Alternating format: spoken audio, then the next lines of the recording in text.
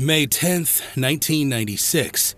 Indian climber Tsewang Paljor was part of an Everest expedition that took place during one of the most horrifying disasters in mountaineering history. On his way back from the summit, a blizzard engulfed the mountain. Visibility quickly plummeted, and fixed ropes were buried beneath thick layers of snow. Tsewang took shelter from the freezing winds beneath a boulder high in the death zone. Alone and suffering from altitude sickness, he took his final breath. And what happened on that mountain would shock the world and leave behind one of the most disturbing legacies ever seen on Everest. From a terrifying valley littered with the remains of climbers to an unusual geological process that changes the mountain each year. Today, I'm covering 7 unbelievable Everest truths that are so bizarre and downright terrifying that they sound like myths. Welcome to the Extreme Edge. Since the 1950s, thousands of climbers have tried to conquer Mount Everest. They've braved sub-zero temperatures, violent storms, and terrain so treacherous that a single misstep can mean disaster. But not everyone makes it home.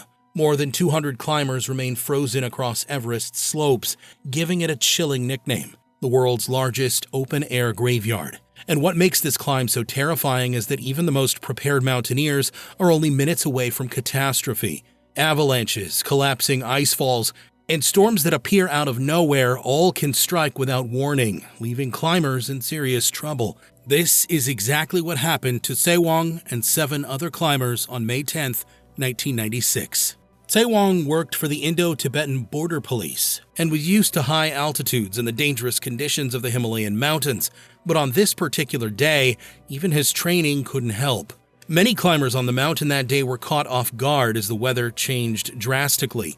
Wind speeds reached up to 70 miles per hour, and temperatures dropped to minus 31 degrees Fahrenheit. This sudden and severe change in conditions trapped climbers high on the mountain, and many began to get lost in the blizzard. Tsewang was overwhelmed by the storm that raged on through the night.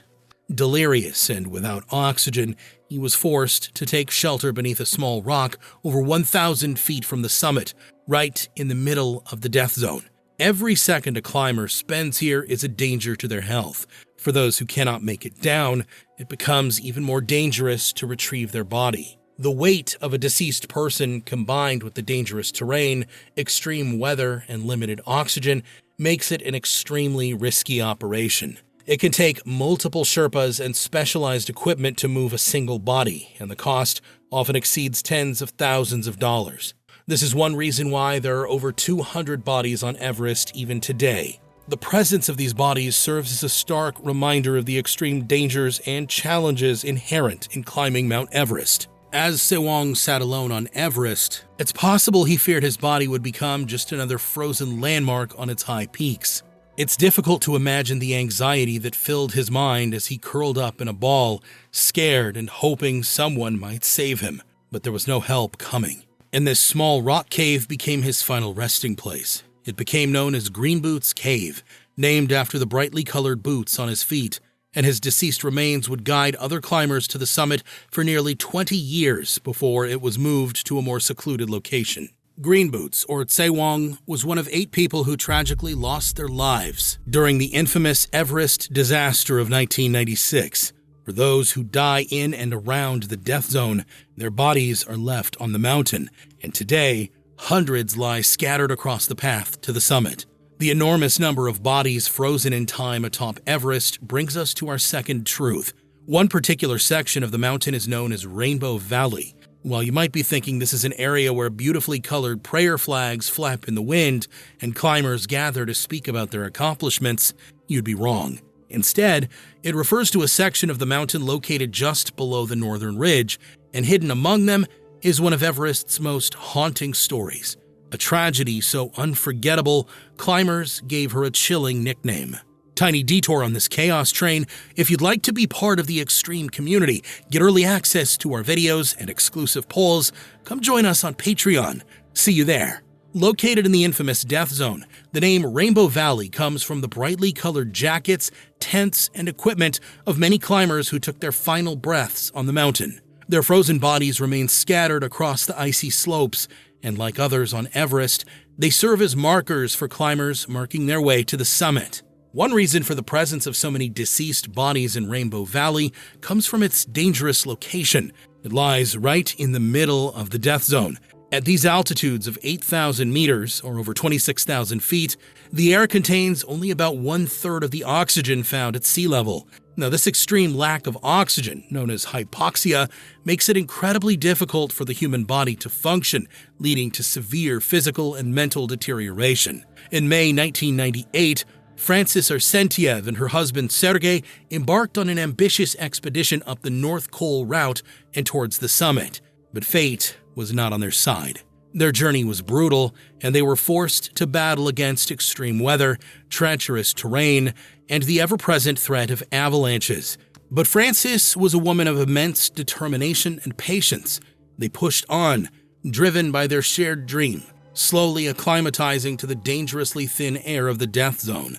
By May 22nd, she had achieved her dream and stood atop the world, becoming the first American woman to summit Mount Everest without supplemental oxygen. However, the triumph was short-lived. The descent from Everest is often considered more dangerous than the ascent, and for Francys and Sergei, it became a fight for survival. Exhaustion, dehydration, and the severe lack of oxygen began to take their toll. Francys started experiencing altitude sickness and extreme fatigue. At some point during their descent, Francys and Sergei became separated. The exact circumstances remain unclear, but this separation initiated a tragic chain of events. Francys was later found in poor health by an Uzbek team and by other climbers lying near the second step at approximately 26,200 feet above sea level. She was barely conscious, suffering from severe frostbite and the debilitating effects of extreme altitude. Her last words still haunt climbers today. "Don't leave me. Don't leave me alone. Please," she begged. The climbers who encountered Francys faced an impossible ethical dilemma. In the death zone, where survival is paramount and resources are scarce, attempting a full rescue of an incapacitated climber often means risking one's own life. The air is too thin, the terrain too treacherous, and the human body too fragile to carry another person for any significant distance. Despite their efforts to provide some aid, they ultimately had to leave her behind to save themselves. Francys Arsentiev died on May 23, 1998, her body remaining on the mountain, preserved by the extreme cold. Her peaceful appearance, as if merely sleeping, earned her the poignant nickname, the Sleeping Beauty of Mount Everest. Francys's body lay frozen in the infamous Rainbow Valley, and her purple jacket became one of the many colors that stood out against the backdrop of the white snow. Bodies left on Mount Everest tend to be extremely well preserved due to the sub-zero temperatures and low oxygen levels. In fact, the corpses and their gear can often remain just as they were when they first hit the snow for decades afterward. Francys remained on the mountain for nearly a decade before her body was finally moved to a more private location away from the climbing route. Her story is a grim reminder of the dangers of Everest's death zone and serves as a powerful caution for climbers to approach the climb with the utmost respect, preparation, and caution. But outside of the terrifying truths that might leave you questioning why anyone would climb Everest, there are some other unusual things about the mountain that you might not believe. For example, did you know you can check your social media while on your way up the mountain? Everest's base camp might sit over 17,000 feet above sea level, but this hasn't stopped it from evolving with the times. What was once a simple trek that allowed climbers to proceed to the higher camps and ultimately the summit has turned into a tourist hotspot with communal dining tents, places to charge electrical devices, and even Wi-Fi along the way. While the concept of Wi-Fi on Everest might seem modern, its integration into expedition planning and execution has become increasingly vital, moving beyond mere convenience to a tool used for success and safety. Along the base camp trek, climbers can purchase prepaid scratch cards to access Wi-Fi at tea houses. However, there is no public Wi-Fi at base camp itself, but some expedition companies do have their own high-cost satellite internet, which is free to use for clients. The use of Wi-Fi on Everest has forever changed the climbing world. Climbers can stay in touch with their families and friends, providing updates on their progress and well-being. As they're waiting for the next leg of their journey, they can have a call with a family member thousands of miles away. This personal connection can be a significant morale booster during the dangerous and tiring climb. The rise of social media has truly influenced Wi-Fi availability on Everest. Climbers often share their experiences in real time, posting photos and updates that reach a global audience. This not only allows them to document their journey, but also helps in securing sponsorships and raising awareness for various causes, such as Alan Arnett's efforts to raise awareness for Alzheimer's disease. Despite the benefits, the reliance on Wi-Fi also brings its own set of first-world problems, such as slow speeds and difficulty charging devices in remote locations. Beyond personal use, Wi-Fi is also used for operational communication. Expedition leaders and guides use it to receive updated weather forecasts, which are notoriously unpredictable on Everest. Accurate and timely weather information is paramount for making critical decisions about summit pushes and can often be the difference between life and death.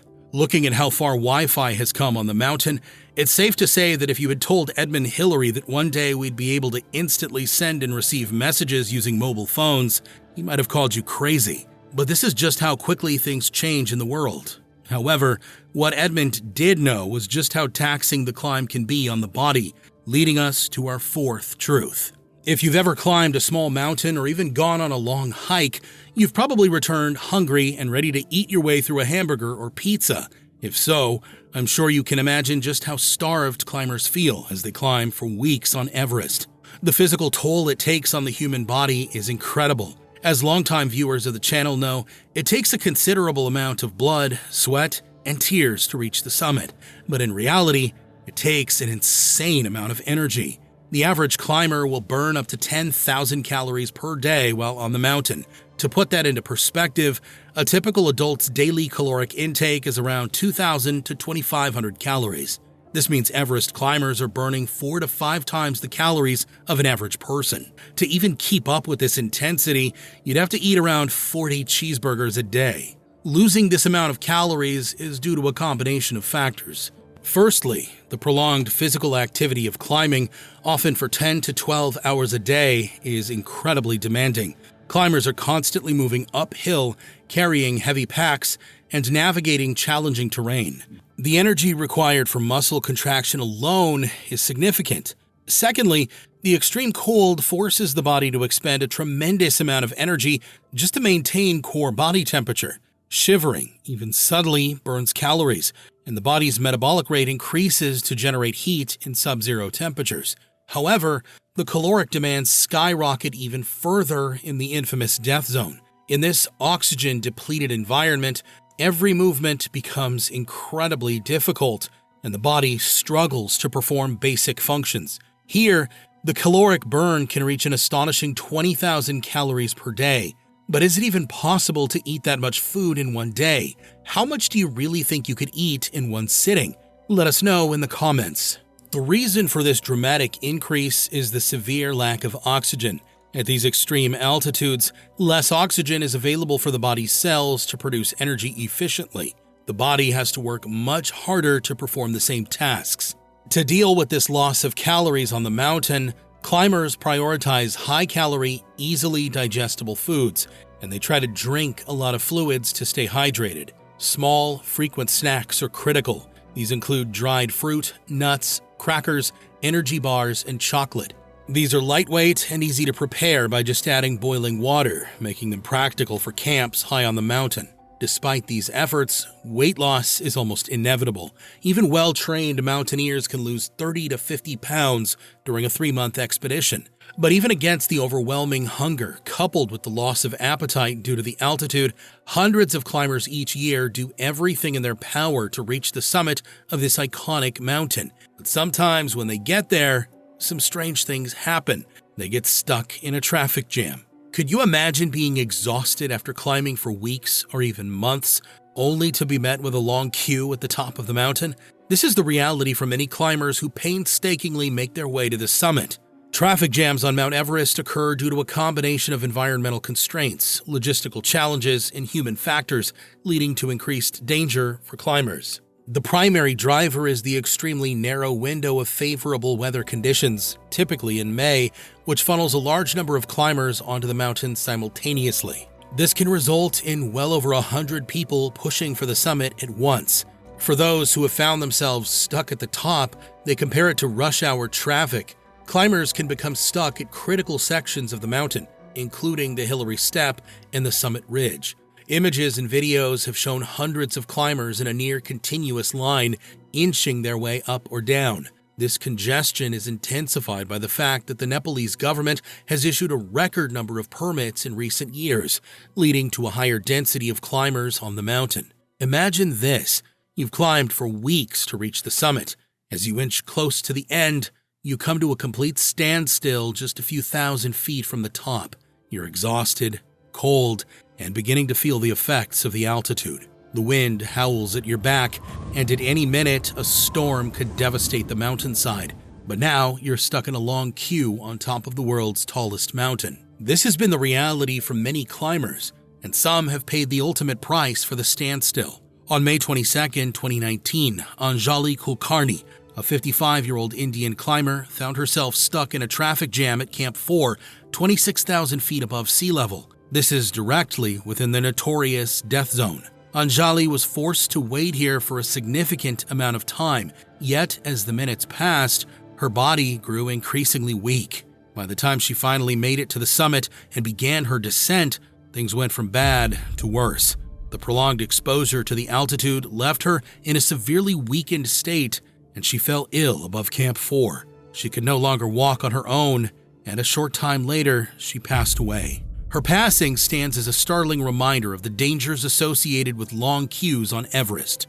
The 2019 season saw a higher level of overcrowding. Anjali was no inexperienced climber. She had trained for 6 years to summit Everest and completed other major treks like Mount Elbrus and Mount Kilimanjaro. But this just shows how things can quickly go wrong on the mountain, even for experienced climbers. Her death was one of at least 11 fatalities on Mount Everest during the 2019 season, and part of a total of 15 deaths across 6 8,000-meter peaks that spring. Some argue the short window of favorable weather was to blame, while others point their fingers at the Nepali government, which issued nearly 400 permits to foreign climbers that year. After facing allegations, the Nepal Tourism Department released a statement and openly rejected claims that the crowded conditions directly contributed to the deaths, attributing most fatalities to high-altitude sickness. But what do you think? Should the government limit the number of permits it issues to ensure climbers are kept safe and traffic jams are less frequent? For those who do reach the top of Everest and return home to their families, they can proudly say they've achieved something 99% of the world never will. They have followed in the footsteps of Hillary and Tenzing and accomplished something incredible. But did you know that anyone who reaches the summit of Everest in 2025 will have climbed a mountain slightly taller than Hillary and Tenzing? What if I told you that this titan isn't static? What if the very ground beneath its icy crown is still pushing skyward, making an already monumental climb even more formidable? The truth is, the world's tallest mountain is still growing. This phenomenon is primarily driven by several geological processes, including the ongoing collision of tectonic plates. As the Indian-Australian plate collides with the Eurasian plate, it continues to thrust the Himalayan ranges upward. Scientists have used special equipment to measure this increase and have determined that since the late 1990s, the mountain has moved a few inches northeast and even risen a fraction of an inch each year due to these forces. Specifically, the rate of vertical change due to plate tectonics is estimated to be around 4 millimeters or 0.16 inches per year. While it's certainly a small level of growth, it's fascinating to know that Everest has grown several inches since Hillary conquered it for the first time in the 50s. But it's not just tectonic plates driving it upwards. Computer models have revealed that an additional boost to its height comes from river erosion and isostatic rebound. Approximately 89,000 years ago, two major river systems, the Khasi and Arun rivers, merged about 50 miles from Everest. This merger created a powerful force of water that eroded a massive amount of rock and mud from the base of the Himalayas. This significant reduction in weight on the Earth's crust near the peak caused the land to lift upward, a process known as isostatic rebound. You can picture the process working like how a boat rises higher in the water after cargo is unloaded. This erosion-induced uplift is estimated to contribute an additional 0.16 to 0.53 millimeters per year to Everest's height. Over the past tens of thousands of years, this process has resulted in Everest growing from 28,867 feet to 29,031 feet. I don't know about you, but I find it fascinating that the world's tallest mountain continues to grow a little each year. And if you find this interesting, I think you'd be interested to know that Everest also has several unique geographical features that set it apart from other mountains. But these can have devastating effects on climbers trying to reach the summit. You see, the mountain's summit is frequently located within the path of a powerful subtropical jet stream, which can bring extreme winds and harsh conditions to the peak. These strong winds devastate the summit of Everest for much of the year, particularly during the climbing season, when climbers must wait for windows of calm weather between jet stream activity. This is why climbers typically seek a weather window when the jet stream temporarily shifts north, away from Everest's summit. This usually occurs around early to mid-May, pushed by the Indian Ocean monsoon. During these periods, wind speeds can drop below 30 miles per hour, which is generally considered the maximum safe speed for guided climbs. A similar, though less stable and colder window can occur in late October and early November as winter approaches. However, during the worst part of the year, winds near the summit can reach up to 200 miles per hour, which is considered as strong as a Category 5 hurricane. When the jet stream is directly over the summit, the conditions become almost unsurvivable. These winds are so strong that they could literally blow climbers off the mountain. But to truly imagine the force behind these winds, we have to picture them as more than strong gusts. They are sustained, relentless forces that can rip tents, snap equipment, and most terrifyingly, send climbers plummeting into openings in the mountain. The danger isn't just physical force. The jet stream also significantly impacts the air pressure. These high-speed winds can lower the air pressure even further, reducing the already scarce available oxygen by up to 14%. At an altitude where every breath is a struggle, this reduction can be the difference between life and death. The jet stream is a stark reminder of the raw, untamed power of nature. On Mount Everest, it stands as the ultimate gatekeeper, demanding respect, patience, and precise timing from those who dare to challenge the roof of the world. And one of Everest's many incredible truths that are so absurd and terrifying that they don't sound real. Did you know about any of the facts we shared in the video today? And which one surprised you the most? Let me know in the comments section. Thanks for watching, and I'll see you in the next one. Stay bold and live brave.